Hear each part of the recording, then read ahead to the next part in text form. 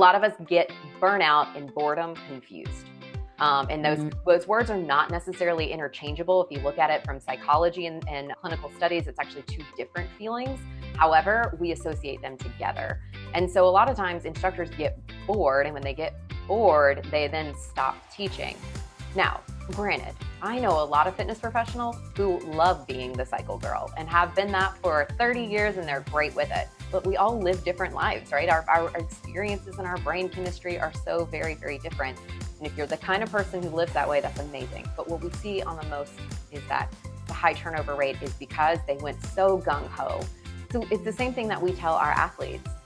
You've got to be able to cross-train. You've got to have diversity in your workout plan. And so if you're going in and you're teaching 5 cycle classes every week, you probably are going to get to that point where you're like, oh, I'm just sitting here on the bike spinning my feet again.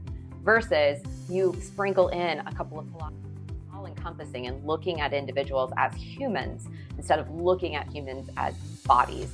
Because when we start seeing our clients as humans, the trust factor that they have in us immediately increases, instead of just looking at them in terms of bodies in the room so that your attendance count is really high, or bodies on your schedule so that your personal training schedule is really high.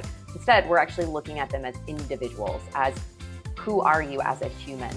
What we know from industry statistics is that for the most part, people will start an exercise workout program with a trainer, with a gym, in group fitness, and they will leave within 6 to 8 weeks. That's how long they're typically staying. So the certification allows for you, instead of giving prescriptive exercise that you like as a trainer, is instead giving you the tools necessary to find out what is more likely to make that person stay with you. If that person hates HIIT training, because 1,000%, and I think we need to start getting to a place where we don't just reward the intense hard workouts, that we reward any movement our client does. If the client chose not to come to cycling that day because they went for a walk because it was the first day ever that it's been sunny and 70 degrees outside, we need to celebrate that. If the client chose to go to a yin yoga class instead of going to their usual Pilates class because that's what their body needed that day, we need to applaud that. We can't just keep being excited that someone is continuing to push their physical boundaries. We've got to be excited at the fact that they just moved.